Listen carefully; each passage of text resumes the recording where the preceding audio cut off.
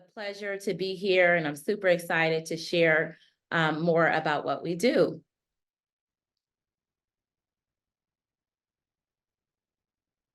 All right, so I'm going to share with you all a little bit more about prompt engineering and what that really looks like. But before I do that, I want to share with you a little bit about myself. So as she mentioned, as Ms. Babita mentioned, I am a CEO, and I certainly lead a lot of technology programs. But first, before I kind of moved into the realm of technology, I'm a chemist. And so I graduated from Tennessee State University and HBCU in Nashville, Tennessee. Go HBCUs. And that's really where I started my journey in STEM. It really began when I was probably your age in middle school, elementary school with our science fair projects, middle school with diving into it a little bit more, and then in high school with a lot more hands-on projects and STEM programming, just kind of like yourself. I enjoyed it so much that it prompted me to desire to go into a field like chemistry. I worked at the Center for Disease Control here in Atlanta, Georgia, for several years as biochemical, doing biochemical genetic testing. So probably when you all were born, there was if you were born in the state of Georgia, they did a small prick at the bottom of your foot, and that allowed us to test for different disorders, just to make sure that you're healthy. And so I used to run all of those tests in the state of Georgia to ensure that all of our children were healthy and living a very productive life. I enjoyed that work so much, but I also saw a lot of gaps. One of those gaps was that sometimes people decided to pursue a career in something like chemistry or biology or any field, and sometimes didn't know what all they could do with it. And so I ended up moving into HR and doing even more. And it really prompted me to start a company called NPursuit Career Partners that introduces STEM to youth, provide training programs to the community, and then workforce development solutions to our employers. And so that is the continuum of what we do. So this is me just last year at Genentech, which is a very large company out in Silicon Valley, training a team of scientists on some of these same skills. And then me on the technology side at a very large tech conference in Austin, Texas. So we'll start kind of with what is prompt engineering. And so prompt engineering is really crafting precise and specific instructions. And so it comes from different language models, and these prompts provide some guidance or really help us shape a concept or something that we're thinking about it, that we've asked it to do. The reason why prompt engineering is so important is because it plays a very crucial role in fine-tuning language models for specific applications. It helps us improve its accuracy and sometimes ensures that we're providing more reliable results. Many of you may already be using some form of a GPT model. That could be Chat GPT or Bard or something like that. And these things have very impressive capabilities. What prompt engineers do is they use these models, or they create these models that really align with not only our intentions, but also information that is commonly found, or information that is found through libraries of information. I wanted to share, if you're in high school, many people are using Chat GPT, and many are using the version 3.5. But what you actually see is that as the version or the data is, the input of the information, the library is better, you start to get some libraries that are better for certain levels of information versus others. So you'll start to see, if you're in environmental science, you may have a great deal of content present in 3.5 that is perfect and great for you and provides you with great detail. But if you're in other areas, like you're studying for a bar exam, or you are looking at statistics, you may want to use different models that provide more information that's specific to you. So you'll see these things in the example that I'm going to show you shortly, and this will give you an idea of when to use certain models and when not to.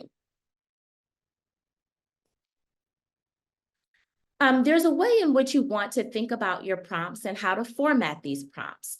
And so, for example, there's different in a sentiment analysis. A prompt might include a placeholder for a text, and so you'll say, "Hey, analyze the sentiment in this information, or analyze what this means, or summarize this information."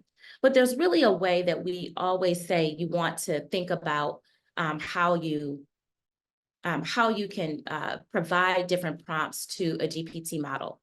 The first thing is always thinking about or providing that prompt with relevant information about yourself or about the actual action that you want it to take.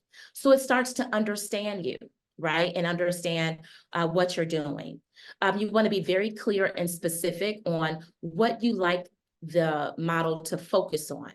And so if you wanted to summarize something, you want to say that. Other things that you can include is what you want to see or what you think might be good. And if you start to feed your model that type of information and help it understand what good looks like, you actually will get better results. And so I'll walk you through a good example. Most prompt engineers will first start by saying the role in which you want the prompt to act. So act as if I am a coach, or act as if I'm a ghostwriter, or act as if I am a marketer, or whatever it is. And then I want you to, or act as if I'm an inventor, right? And then I want you to create, and then you'll ask what you wanted to create. And then you'll say, I want you to show this to me in this format. So a spreadsheet, a Word document, a summary, a PDF. You then create how you want it to produce that information to you, and it will do such. And so if you ask it very generic questions, it's going to give you very generic answers. But the more specific you can be, the better results you're actually going to get. Again, you want to try this out, and you want to test it out, experiment, and do these things all the time. One of the things I've started with was telling you that I'm a chemist, but I want each of you all to know that even though you may be thinking about technology, thinking about engineering, everyone can be a chemist. And I take these skills with me no matter where I go, no matter what field I enter, or what I do next. I am always a chemist. And I'll tell you what I mean by that. I stay curious. So that's kind of the C. The H is that I always stay honest. And honesty is intellectual honesty, acknowledging that you don't know everything and that maybe you got to learn some things, right? You're not the know-it-all for all things. You want to use E for experimentation. So you want to test things out, try it out, iterate all the time. The M in chemist stands for multitasking. So you're going to have to do many things at one time. You can't do everything. You can't be everywhere, but you can start different things and still be monitoring it. So you want to get good with multitasking. The I is for innovation. You constantly want to think about ways in which you can incorporate new things and innovate and experiment and really just, try something new. You also want to have strong communication skills. And these are the things that you're going to need no matter what field you enter. And then you have to recognize the T in chemist stands for teamwork. You can't do this work alone. You're going to have to work with other people. And so these are the skills that you're going to need no matter what field you enter. I want you to know that everyone can be a chemist, and I take these skills with me no matter what I do. These are some prompts that you can use if you were at work, but these are also some prompts that you can use if you are anyone can use these prompts. Some use it for their social media. So how do I talk to a girl with this type of personality, or what gift should I buy her, or what date would they want to go on? It'll give you some ideas, right? Additionally, if you're doing some things professionally, you can ask it to take on the language of a marketer. And I kind of showed you that here. If you are creating something for an email, or if you're writing a resume, you can let it know that you're writing this as a high school student applying for a job, and you like for it to create a sample resume. We're going to go through some tools in which you can do that and show you some examples in just a minute. But I want you to know that there's really three primary systems that you can use. The first is ChatGPT. It's actually received probably, if we've looked at the results, 1 billion users using ChatGPT in less than 7 months. That is unheard of, and it shows this rapid market adoption. You also have Google Bard, Bard that is Google's product line, and this is free. It uses LMDA, or Lambda, which is for language models for dialogue applications. GPT uses generative pre-trained models. So they're different, but very similar. Both of these require, some of these are free, and then some have a paid subscription plan. Others, you have to get on a wait list in order to get access to some of the newest tools. In addition to ChatGPT, which most people are familiar with, there's many other tools that you can use that help with different things. So you have Claude AI, Upscale, Resemble, Designs, Talk AI, tons of different tools that you see now. There's tons out there, but we're going to take you through a few in just a second.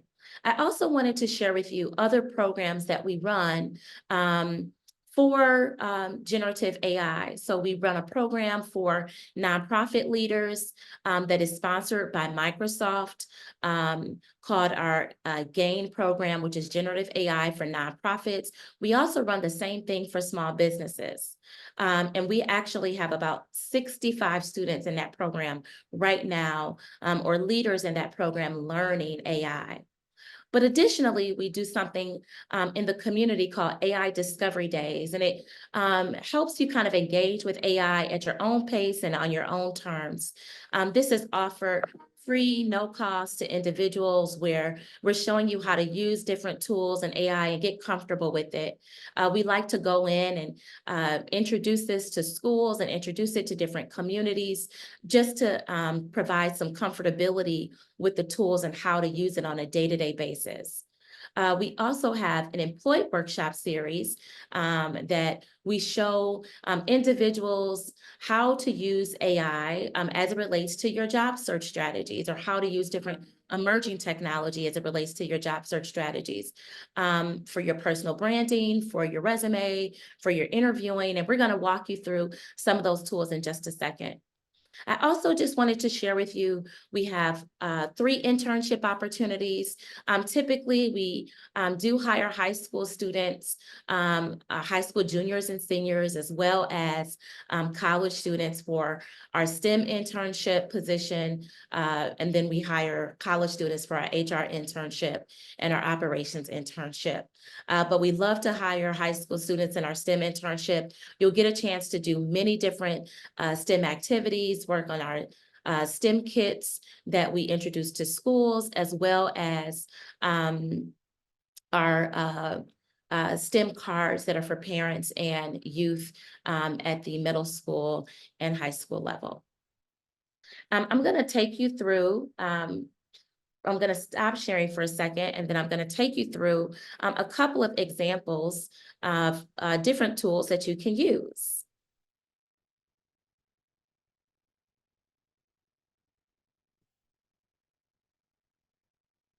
Give me 1 second.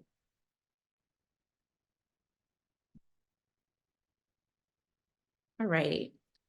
So we're going to start with PowerPoint. I know many of you may be using PowerPoint right now, and I'm going to do a quick demo and show you some of the tools that you can use already in your Word, from converting things from Word to PowerPoint, and how you can quickly design a PowerPoint. So assuming you have a Word document that is already saved, you want to log into your browser, log into log into Microsoft Word, and you can open this from your web browser, the web version. And so because this document is already saved, I'm just going to go to File. And normally, if I had to create a presentation based on this document, it may take me a minute, right? It's a 3-page document. I got several things I need to do. And sometimes it could take me maybe close to an hour, hour and a half. But here's what's new in PowerPoint that you may not know. So I'm going to go right to File. And I see this icon that says Export to PowerPoint Presentation. So I'm going to click that icon. And as long as you have a document that's saved, you can create your PowerPoint presentation pretty quickly. So you're going to go immediately to Export to Presentation, and it's going to give me sample slides or themes that I can select. I'm going to select one of these themes because I think it kind of looks cool, right? So I'm going to go with this one. I'm going to click Export, and it's saying it's preparing my slides. Now, let me show you what this is going to do. I'm going to immediately open the presentation in PowerPoint, and guess what? All of the information that was included in my slides on my Word document right here is now on my PowerPoint. And so I'm going to show you that PowerPoint document again, right here, which is what we selected. And suddenly I see every single area, each module, each thing that I was highlighting listed in this PowerPoint presentation. So literally just in less than 5 minutes, I was able to take a document that probably would have taken me about an hour to create and create a PowerPoint presentation from it fairly quickly. And the great thing about Microsoft is some of their new tools in Designer already has different templates that you can use, and I can search for different pictures and add those to my PowerPoint fairly quickly. So what would have taken you just a short period of time is now able to do it fairly in a very fast time frame. These are some tools that you can use right now. You don't have to have a special license to do this. As long as you have PowerPoint, this is already embedded in your PowerPoint right now. I'm not sure if you all have a saved document, but I'd love for you to try this out at your leisure. And I can send a quick video on how to do this in addition to this presentation. So you all can do this at your on your own time. Jahari, before you continue on, there's a question that's posed in the chat because I want you to answer it. They wanted to know, where did you click export to presentation in order to pull this? Absolutely. So if you go to File, once the file is saved, you'll go to File, and it'll be right here. It will be activated once the file is saved. So once the file is saved, you'll go right to, you'll go to File, and you'll see Export. And that's where you'll export it to PowerPoint presentation. And if you're using this from the app, it will not work. It has to be from the web browser. So in other words, they should already have their document created before anything can be done. So the document has to be created and the document is saved. Once the document is created and once the document is saved, you can go to File and you'll see Export icon, and then you'll export to PowerPoint presentation. And you don't need to have PowerPoint, the application open. You could just, okay. You do not need to have PowerPoint open. It will automatically do that for you. Sounds good. Thank you. You're welcome. I'm also going to show you another tool that we enjoy using called Stability AI and Stability Diffusion.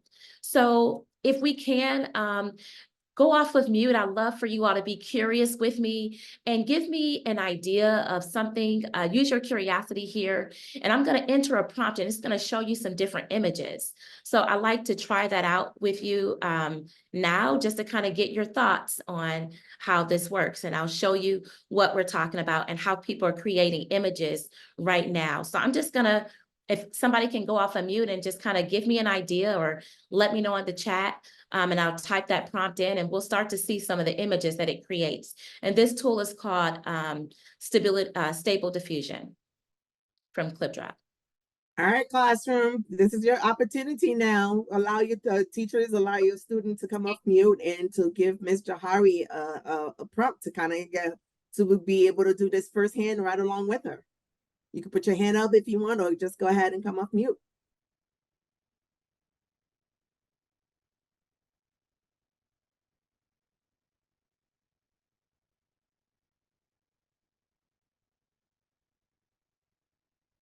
Any ideas, any recommendations? This is a time to be curious, you know, just explore. Right, exactly, right? They all know that everybody is shy. Go ahead and It's put some, almost prom season, so maybe this is the opportunity, right? oh, Babita, go ahead and give me an idea. We'll go ahead and put it in here to kind of see what images it wants to give me. All right, let's say a birthday party. Okay, so we'll say birthday party in A location? Are you looking for a location or? birthday party. Give me like the most outrageous thing you can think of about the at a birthday party. Oh, good Lord. Okay, now you're gonna have my real self so show up in here now. All right, so the craziest one, since I know there are students here, some more younger kids watching as well. So, well, how about clown? Okay, birthday party in a clown costume. Yeah, it's Um, gonna be a theme party. Cake, right? Jumping out of a cake. And so it's going to generate some images. The more information I give it, the more images it will, the more defined it will be. So it first gave me this image, it gave me this image, it gave me another image with a clown sitting on top of a cake, another one with the clown sitting on top of a cake, right? But the more information I provide it, it will give me all kinds of images. And so this is Here's a where, fun one. I'm sorry to interrupt you. Here's a fun one, which I like. A unicorn eating a chicken sandwich. okay, unicorn eating a chicken sandwich. Thanks, Stephen. And so let's see what image it gives me just based on that one idea that I had or that you had. So here's the unicorn. This is one image. This is another one. This looks like a chicken sandwich from Chick-fil-A. And here's It's another one. almost lunchtime. Right? This almost looks like the unicorn is the chicken, maybe. I don't know. So the point of this is that you can start to create anything that you want to create with AI. It will generate these images for you. The more information that you give it, the more that you feed it, the more that you share with it, it will create. And so this is a time to explore. Again, use those skills that I talked about as a chemist, use that curiosity, experiment with things, and just be as innovative as you can be. I'm going to show you a couple of other tools that we encourage some of our learners and graduates to use when you have the time. One of those tools is a tool called Job Scan. So I know many of you all may be high school students or looking for your first job, and that's an exciting time. But maybe you don't have any work experience yet, and you're like, I want to go for this job, and wondering why, like, how do I supposed to write my resume, or what does that look like? And so this tool is a great tool that allows it to scan your resume, or upload your resume and compare it to a job and let you know if you actually meet or do not meet the requirements. So for the sake of this exercise, I went to ChatGPT and I asked ChatGPT to please give me a sample resume for a high school student. So I'm going to copy this information. Um, and I said, hey, this high school student may have worked at McDonald's, right? So I'm going to copy that, and I'm going to paste that in JobScan. So I'm going to just paste that information right here. And as you can see, the person doesn't have a lot of experience yet, right? They're in school, they give their GPA, they talk about their communication skills and what they've done in school. Maybe they're on the student council and they talk about their experience with that. Perhaps you have some volunteer work that you've been doing and you talk about that experience. And in that case, you'll say, hey, I want to continue. It's going to analyze your resume, and already have that stored. Now we're going to say, perhaps you're looking for a job as a camp counselor. And so I went back to ChatGPT and I said, hey, give me a job description for a camp counselor, right? And so I am taking this job description, I'm copying it, I'm pasting it, and I'm going to paste this into JobScan, and it's going to tell me some other tools. So I paste the job description here, and now it's going to compare your skills or the skills of John Smith to the skills of this job description. So I'm going to say scan it. And once it scans, it's going to provide me with a score. Like, how likely are you to get that job based on what you currently have in your resume? And what are some things I need to do to add to it? Now, if you don't have the skills, do not add it to your resume, right? But if you do have some of those skills, it's telling you some of the things you may want to add. So it says, hey, the job description talks about first aid, but you don't have that in your resume. But maybe you maybe you do understand some first aid techniques, or maybe you've gone to a first aid class and you have that certification and didn't think about it. Well, guess what? Add it to your resume. Maybe you're working with youth or working with children, and you have like a babysitting certification and you forgot to put that on your resume. But this is telling you to go ahead and add that.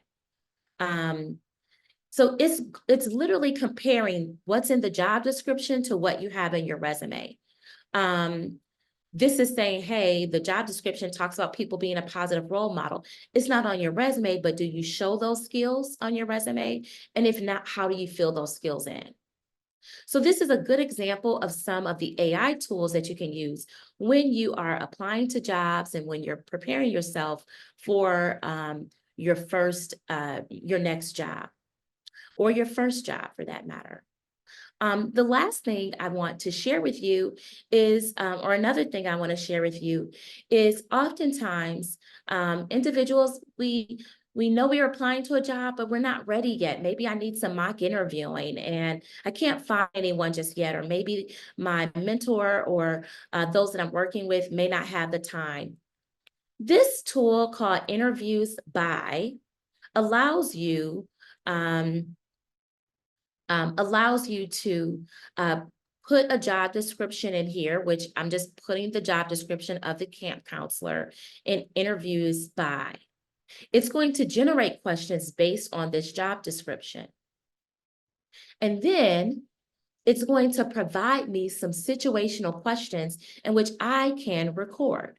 So, Babita, I'm going to ask you to please serve as a volunteer for me and answer this question for me. Or if any student wants to answer this question for me, feel free to come off of mute, and it's going to record you. And I want you to see how it's actually helping you with your interview, your mock interview.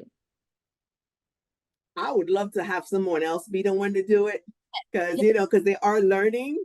Can we get But you know, so come on, don't make me call because I can see some names here. I could be like the teacher and call up on, you know, call on somebody, and I don't want to do that, but I can. You know, I see Miss Yasmin is on there. I see Adair Woodward. I see Brittany High, Brittany Jackson.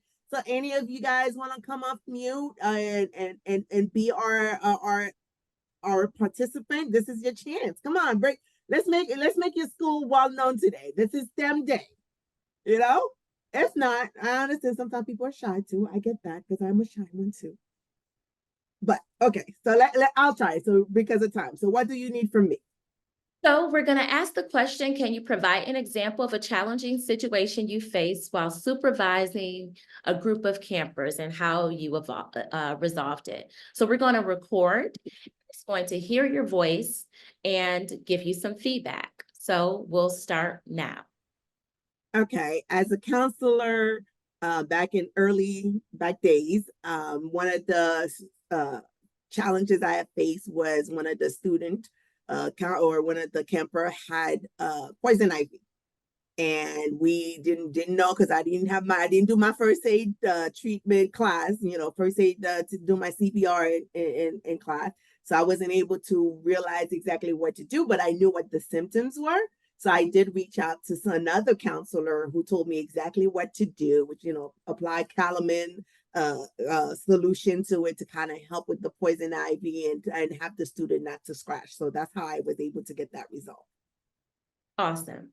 So we will stop the recording and we'll submit that response for feedback. And so the moment we go to submit response, it's going to transcribe everything that Ms. Babita shared, and it's going to provide some feedback. And the feedback says your response showed an understanding of how you were able to deal with an issue with the challenger. It would have been beneficial to share some proactive steps on seeking out first aid training, which you did share, and try some other responses, right? And so it will give you a sample response, something that you can think about. Not that you're going to say this, but start practicing what that sample would look like. And so next time, perhaps if this question came up, you wouldn't say these words verbatim, but it gives you an idea of how to formulate your question and formulate your answer. This is just a few examples of tools that you can use, whether it's creating a PowerPoint, whether it's modifying a Word document, whether it's creating different images, or preparing yourself for an interview. The things that you can do with AI is quite fascinating. I say all of this to say, and I'm going to stop sharing right now, but I say all of this to say that the careers available to you in AI is still is vast. And it's rapidly changing. This year alone, we've seen a huge uptick in the number of the number of job openings just for prompt engineers, making on average anywhere from $60,000 to $120,000. And that is because of how robust this industry is. They are generating that AI will become a $7 trillion industry by the year 2046 and will create a wealth gap of over $48 billion per year. $48 million per year, I'm sorry. That is huge. And it's one of these things that I want you all to think about: the entrepreneurship opportunities, the opportunities that haven't yet even been designed is there. So AI is becoming a fundamental tool that we are actively using and training in, and excited to share with any of your learners, teachers on some curricula and things that we have around AI literacy, and AI as a digital literacy tool, and how you can use it really to drive better results and more efficiency and productivity. So thank you all so much. I'm super excited to share. We do so much around STEM, but this conversation is around AI. So I want to stay focused on that. But feel free to reach out to us if you ever have questions or ever need us for anything. But I hope No, what we shared was beneficial to you all, and I'll take questions if there's any.